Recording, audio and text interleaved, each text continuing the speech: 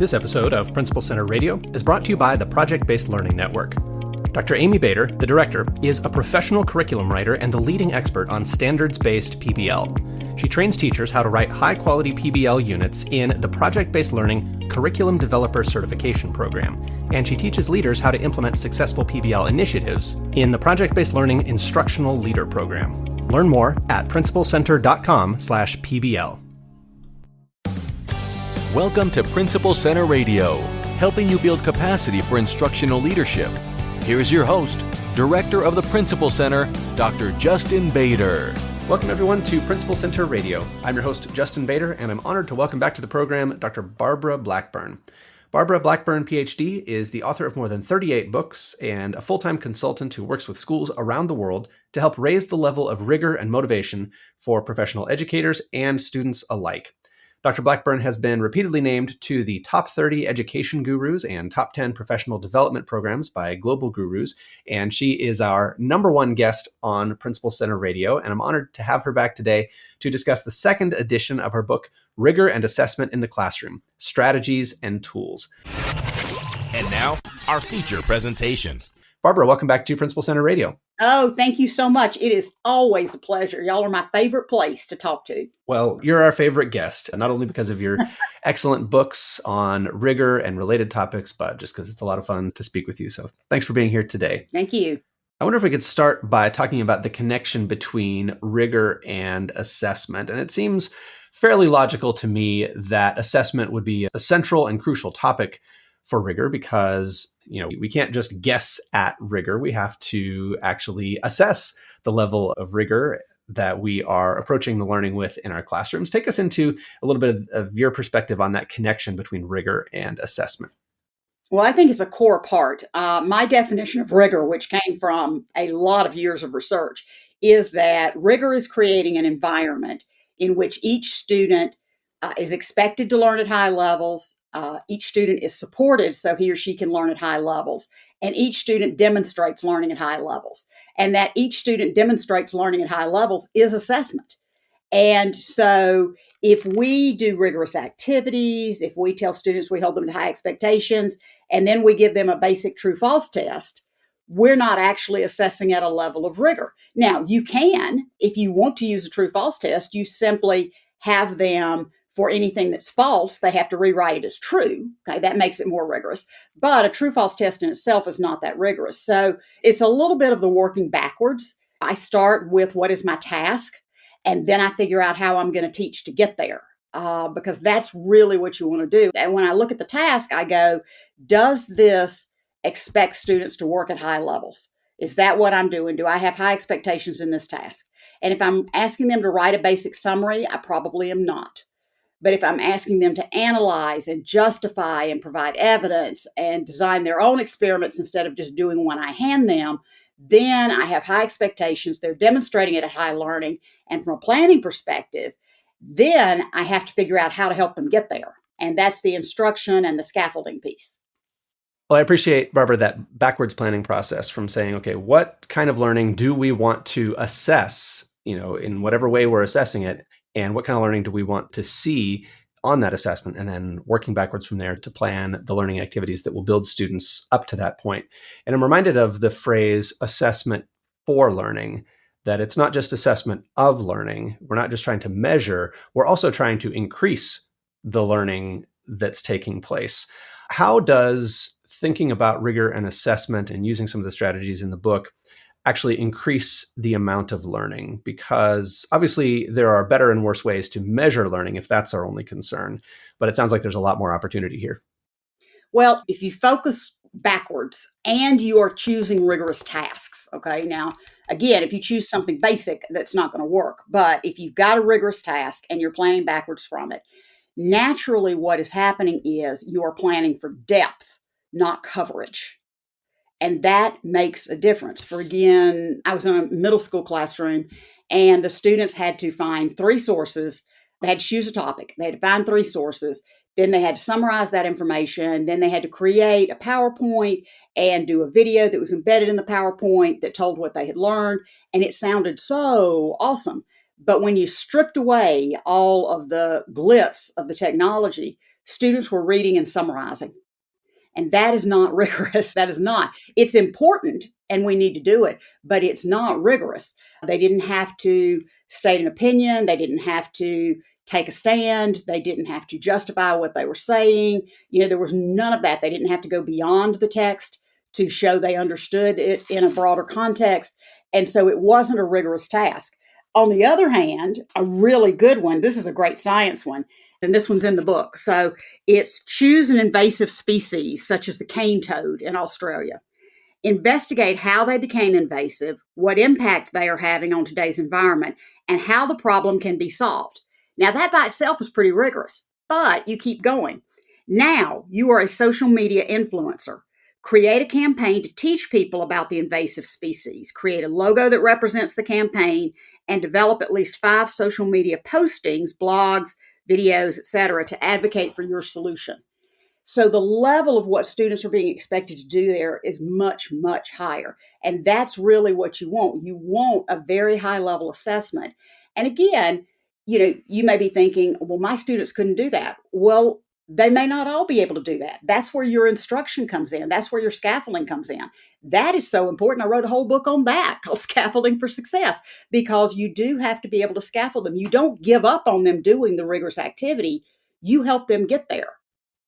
That's exactly where a lot of those assessments that are just true false, that are not very rich, that are not very interesting, that don't tell us very much come from, is that we don't see how our students could do anything more. But as you said, so much comes down to the planning and the scaffolding and the building up of the kind of the pieces that students need. Well, Barbara, we've been talking about kind of the summative aspect of assessment, where we ultimately want students to end up and planning backwards from there.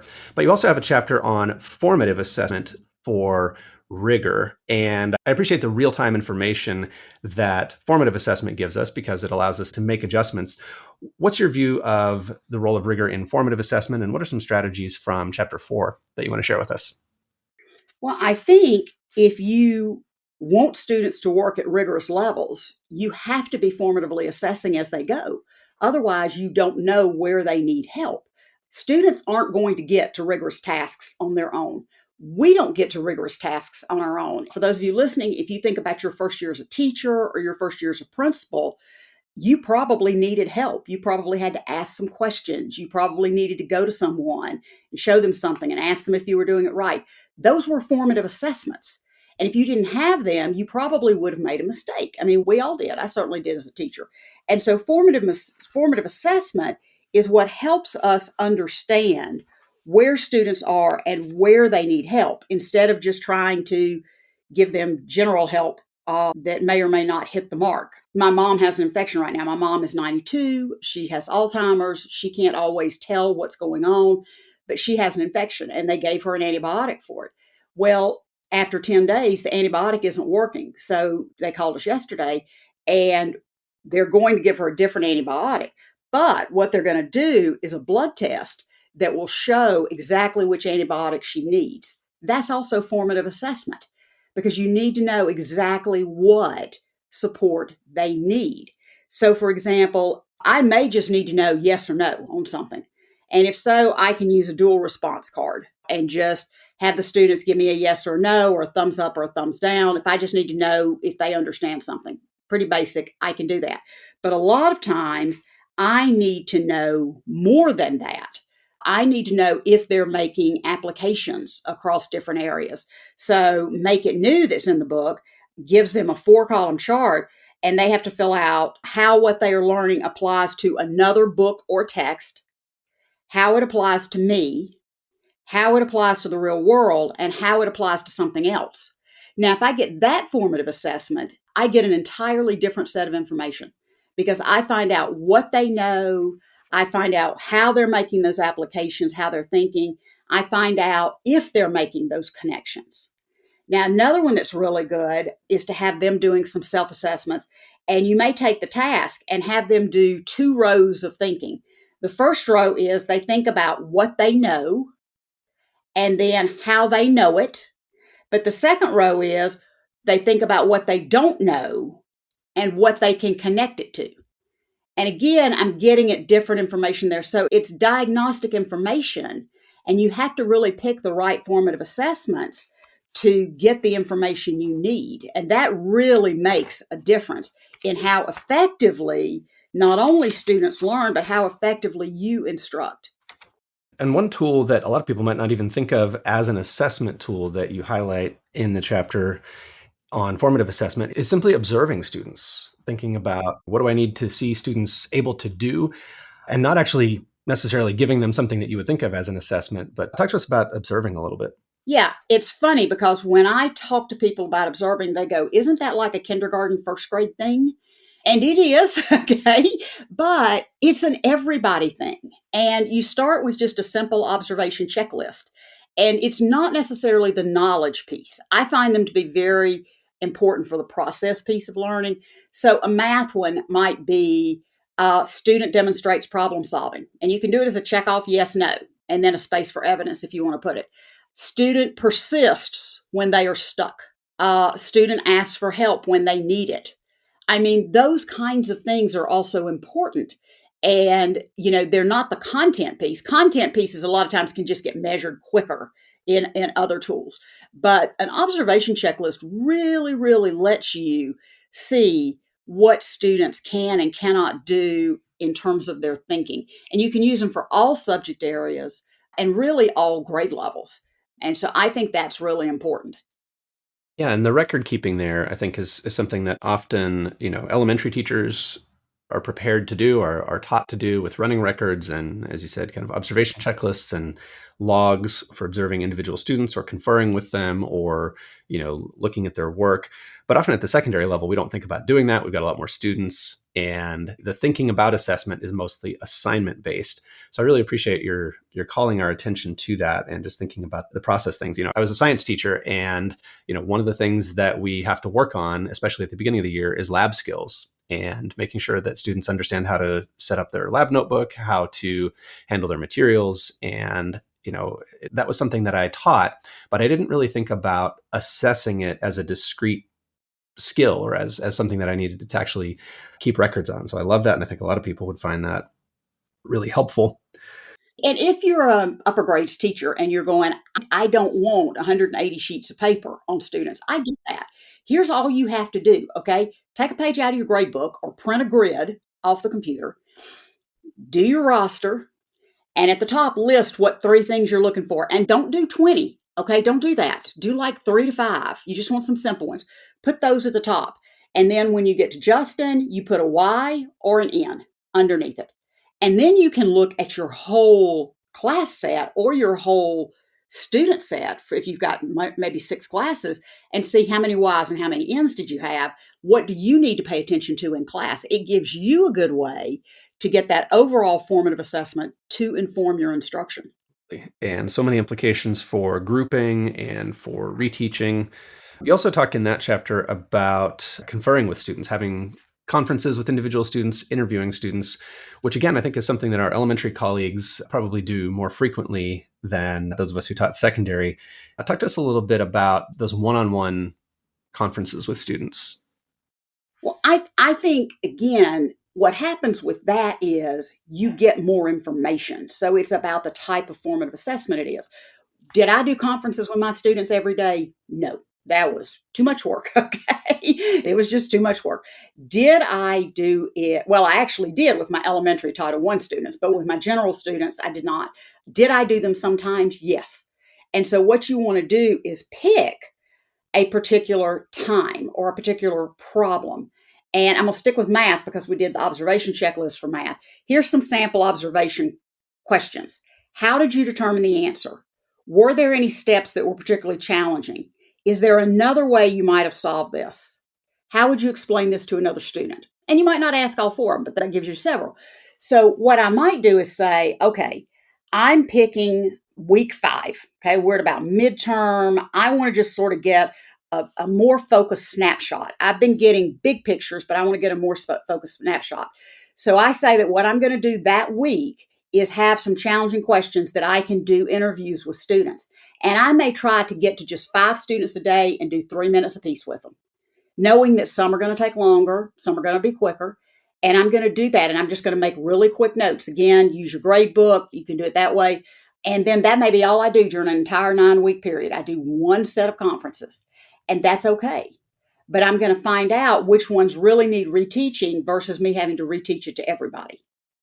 It's one of those things that really, because of the number of students we have at secondary, seems like it's not even possible. But yeah, just being selective about what you're going to talk about and being purposeful and not taking a ton of time with it. But yeah, checking in about something crucial can make a big difference. I'm thinking especially of a big project, like if students are writing a term paper, if students are, doing a science project, if there's some sort of, kind of larger work that's going on, being able to check in with students individually versus waiting until the end when it maybe is not on track. I think that can make a big difference. Let's talk a little bit more about projects if we could, because it seems like a lot of our long-term opportunities and opportunities to scaffold for rigor and assess for rigor come into those larger assignments. So if we do have a term paper or a presentation or some other type of interesting project that students are working on. We've talked a little bit about working backwards from, what we want to see at the end. Take us into some of your thinking about those performance tasks and bigger projects. Well, I think one of the things you have to think about is how much control do you want students to have versus how much control do you want to have. So, for example, a lot of people do projects. Now, they may call them something else, but they do projects. And the teacher gives them a project, they do it, and then the teacher grades it. There's really no student input. It's just you're doing exactly what you're told to do. As you move to project-based learning, then student involvement becomes more the focus. And what I do as a teacher is I do a lot more work prepping them for what they're going to be doing so that I help them be successful.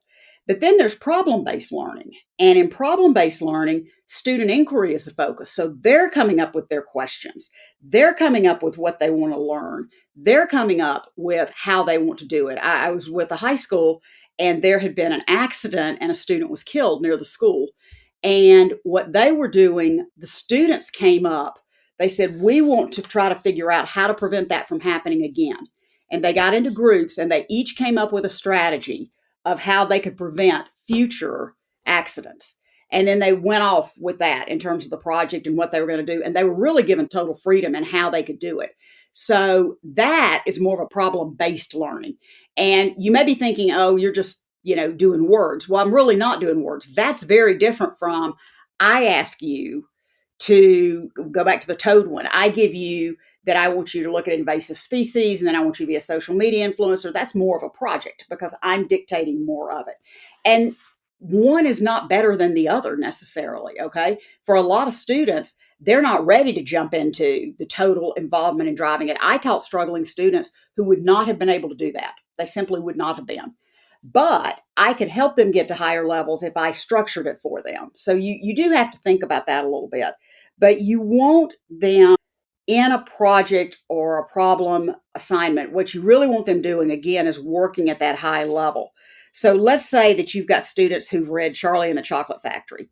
What they can do is they can think about the other 4 children, how they misbehaved, and how their behavior caused them to have to leave earlier in odd ways. Now they have to create a new character with a different behavior problem and write them into the story. How would this character treat the parents, other people? How would they look? What would their mannerisms be? What would get them into trouble during the tour? And how would existing characters react to that character? So that's one, there's a lot of choice in that. So it's not just a straight up project, that's more project-based learning, but there's also enough structure for a student who's struggling. And in each of those examples, students are working at very high levels. They're not just summarizing, they're not just stating facts, they're really having to create things. You're speaking to something that Amy mentions a lot when we're talking about project-based learning, that because the scaffolding and the support require planning on the part of the teacher and require thought on the part of the teacher, sometimes it's not best to maximize student choice about the format of the project, right? You don't have to have 15 different options where you could do a poster or a PowerPoint or an interpretive dance or, there are lots of formats that lend themselves to differently to the particular goals of the project. And you may not be as able to scaffold and assess a student as well if they choose a format that's just ill suited to the work. And we don't want to constrain student creativity, but we do want to ensure that they learn, right? We do want to set them up for success. I'm a big believer in limited choice. Okay. I'm not a big fan of unlimited choice because students can go off in some directions that I don't want them to go. Okay. So I'm a big fan in limited choice. Sometimes what that means is that I give them 5 choices. Sometimes what that means is I brainstorm with them and we come up with a list, and then I choose which of those are acceptable. What I have that I could not find on my computer right now is from one of my earlier books. And don't ask me which book because I don't know. That is the downside of having 38 books. I do not remember which book it was in. I used something called Does It Count? And if they wanted to do something that wasn't on my list, they had to justify it to me based on COUNT. So I will find it and send it to you, and you can post it for folks. But they had to prove to me that what they wanted to do was appropriate. Because a lot of times it wasn't the format they wanted to go off on, it was the topic. They wanted to do a different topic. And so again, I really wanted to make sure I'm trying to allow some student choice because of motivation, but I want to make sure that I can keep things manageable. And there is absolutely nothing wrong with making a decision because it keeps it manageable for you and makes your life easy. Okay. There's nothing wrong with that. And I sometimes think we feel guilty. Oh, we should be doing, you know what? Got to make it reasonable because you're in it for the long haul. And if that means limiting choice, that is totally okay. Absolutely. I'm thinking back to something that I experienced in college, which is that we had the option to do what were called honors contracts. And if a professor gave that option, what that meant was that you could basically write a proposal to exempt yourself from any particular aspect of the class and replace it with something else. So if you wanted to not attend class and instead do a research project on a particular author or a particular literary movement, if it was an English class, you could do that, with subject to approval, but it was pretty wide open. But the thing about that honors contract option was it was completely unsupported. There were no expectations, there were no criteria, there was no support. So you were completely on your own, which, given the setting, given that it was for college honor students, it was fine. And, students who wanted to take advantage of that could and probably didn't need that structure. But I think often when it comes to choice in K-12, students do need some constraints. They do need some guidance, and they certainly need some support and some kind of scaffolding to be successful. We've talked a little bit about, being clear where we want to end up. We've talked about breaking it down a little bit. For teachers who might say, well, I tried to do projects, but a lot of kids just didn't turn anything in, or it just didn't go well, or they just didn't know what to do. What are some common opportunities that you see for students to be set up better for success with projects that may feel a little bit more ambitious than their teachers are comfortable with? That's a tough question. My biggest thing is what I always found was successful, and I find it successful now when I talk to teachers, is to take things and break it down into chunks. So at a very basic level, Kendra Alston, who's one of my former grad students, she was a middle school teacher. One of the things she did with her struggling learners, because she had some who were really struggling with writing. And so what she would do was give them an index card at the beginning of class, and she would give them a micro topic, and they would write about it and put their name on it, and she'd take them back up. And she would do that Monday through Thursday. And then on Friday, she would give it back to them and say, now, if you take them and put them in order, you've just written an essay. And they would write their essay. And I think at the very beginning, those kinds of steps are really important because it's not always that they don't want to, it's that they can't, but they don't want to tell you they can't. So you want to give those kinds of things. I think that it's really important. Let's say that you want to have your science student come up with their own research question and develop an investigation instead of you giving them an investigation. Okay, first of all, you better have done a lot of investigations so that they know what it's like. But the next thing you probably ought to do is, instead of just throwing them into that, is have the class work together to draft sample research questions and say, these are just some, these aren't all. You may want to come up with a different one. Now you're going to get in your group. You can choose one of these. You can take one of these and change it, or you can create your own and then have them do that and then come back together. Okay, let's look at everybody's questions, and you catch it if you need to do anything with it. All right, now, if we think about this, what are we going to do next? If you're going to come up with an investigation, what's the first thing you need to decide? Oh, I think you need to decide what materials you need. Okay, is that really the first thing we need to decide? Somebody else says, no, I think we need to decide how we're going to figure this out. Okay, that's really good. So let's just take one sample question. And I put up a question on the board maybe that I've come up with. How would we figure this out? So I'm going to do a lot of modeling and I'm going to do a lot of chunking. And then the students that I know are struggling, I'm going to be staying pretty close. I was telling somebody the other day, my dog is so funny. I have a little Yorkie and she loves to go out for a walk and she loves to get ahead of me. She'll run ahead of me as far as the leash will take her. But as soon as she gets far out, she turns around, looks, and then runs back to me. And that's how our students are. Okay. They want to go, but they also want to know you're still there. So you've got to sort of take that and make that work. So I think anytime you're doing something new, whether it's a project or something else, I think that modeling and chunking really becomes very critical. And I am going to have things available, like I'm probably going to have a checklist of steps that I'm not going to give out to everybody, but I'm going to have it available so that if I get to one group and they're really struggling with that process, I'm going to hand them a checklist, say, this might help. You don't have to use it, but it might help. And I've got those available for students. I might have a graphic organizer available. This is a generic graphic organizer. I've developed it as part of the overall piece, but I'm only giving it to those who need it. And so those kinds of things are what I find most helpful. One thing Amy will advise people to do when they're coming up with a project, especially if it's in kind of a novel format, if the product is unusual, is she'll say, make one yourself, go through this process yourself, because probably as teachers, we've all written papers, we've all, done science labs and things like that.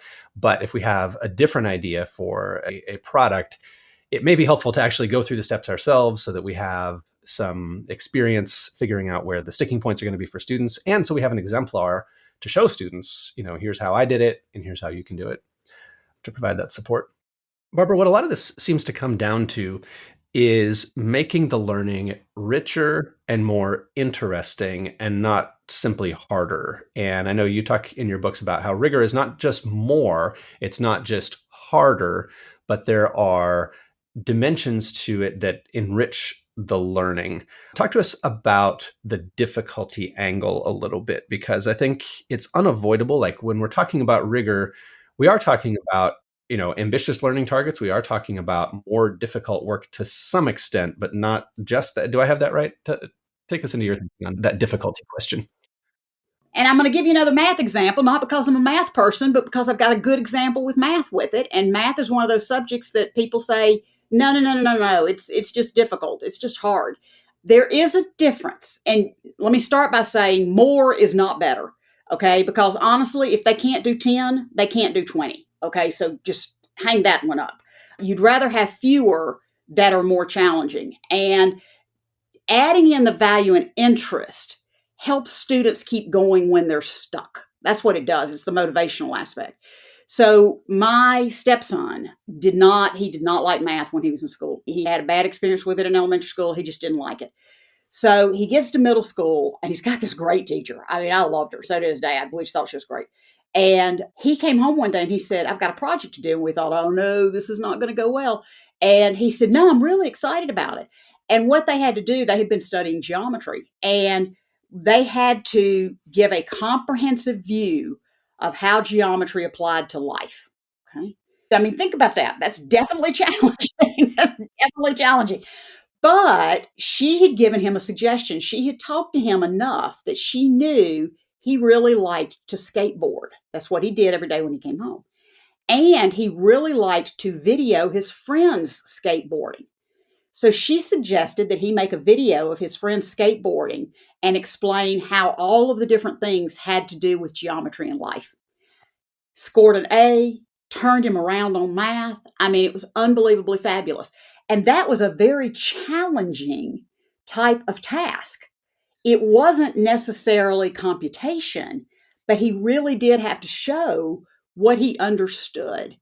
And I think that is very different. Let me give you an art example. This one can go upper elementary all the way up. You have students do some kind of an art piece. Fine. That may or may not be rigorous. That's okay. It depends on what you had them do. But here's where she added in a rigorous piece. She had each student evaluate and critique another one. They were all art critics. And so they were given an example to do, and they had to critique it. Now, If you just stop there, they write, well, I didn't think it was very good because, and they don't do a high level of work. So what they had to do was critique it based on what they had learned in class using specific examples, based on what they had learned in their own art using specific examples, and they had to give recommendations that would apply to life and to the art world. Again, same thing, but instead of just being harder, saying you got to write 20 sentences, it's more depth. And so it's definitely a different way of doing things. Let's do one more because, you and I are bad. We sometimes forget your elementary folks who are listening. Okay. So let's do a kindergarten science one. And this is the one, you probably remember doing this in school. I certainly do. You were given a paper cup and some dirt and you planted a seed. That by itself is not that rigorous, but here's what you can do with that instead. Instead of just putting them all on the shelf and they all grow and everybody's excited because they grew, we're going to do something different. We're ultimately going to let them do that, but we're going to do something different first. You're going to pick where you put your cup, and you can put it anywhere. And then every day we're going to draw in our journals what's happening with our seeds. Then we're going to come back together and we're going to compare, but at a very high level. Not just compare yours to your partner's, but let's look at everybody's. Who's grew the best? All right, why did they grow the best? Where was it located? What did the location have to do with it growing and Justin's not growing? And we really get into the variables of science. And we can even move into, now, so what did we learn? All right, we learned that sun helps things grow. Well, what else would that apply to? Well, that would help our garden. Okay, what else would that apply to? Is there anything else that sun makes a difference to? And somebody says, my dad's car is faded and it's because he parks it in the sun, not in the garage. And so you really get into this notion of variables and how they work and how they apply outside of just what you're learning about. Very high level kindergarten example. Very high level kindergarten example. So again, rigor is also not just for older students. Absolutely. And as you said, it makes the learning so much richer and so much more interesting to think through those aspects. And as you said, not just plant the seed in the dirt, but really think about the different directions we could go with it. So my former student and dear friend and co-author on several of my books, Missy Miles, really works with me on the technology. She's still in the classroom. And I love that because she's really got a take on what can happen with that. And so, for example, and I didn't know about this technology source, explaineverything.com. It's an interactive whiteboard. So you can actually watch what they're thinking as they're working. And, a lot of times people use Socrative and Padlet, and all of those are really good. But that's just some of the new ones that she's got in here. She's got Kahoot, where you can use gaming to review, so for formative assessment. But she was very intentional going through the book, adding in appropriate technology, not just for technology's sake, but technology that would actually help the teacher do his or her job better. So the book is Rigor and Assessment in the Classroom, Strategies and Tools, now in its second edition. Barbara, if people want to learn more about this or any of your many other books and see some of the resources that you have available, where's the best place for them to go online? Easy enough, BarbaraBlackburnOnline.com, and go to free, and you can find all kinds of things. You can go to books if you want to look at all the different books, but under free, there are a lot of templates and activity sheets, so you don't have to have the book to use them, and you can wander around. You can look at the scaffolding book. You can look at Rigor in Math and Science. There's a K-5 and a 612 version. There's a Language Arts Social Studies. There's a differentiation book. Oh my gosh, we can't even start. But the good news is this, Justin, you've got podcasts on almost every one of them, I think, so they can listen to any of the other books they want. Well, Barbara, thank you so much for joining me again on Principal Center Radio. Always a pleasure. All right, thank you. Thanks for listening to Principal Center Radio. For more great episodes, subscribe on our website at principalcenter.com/radio.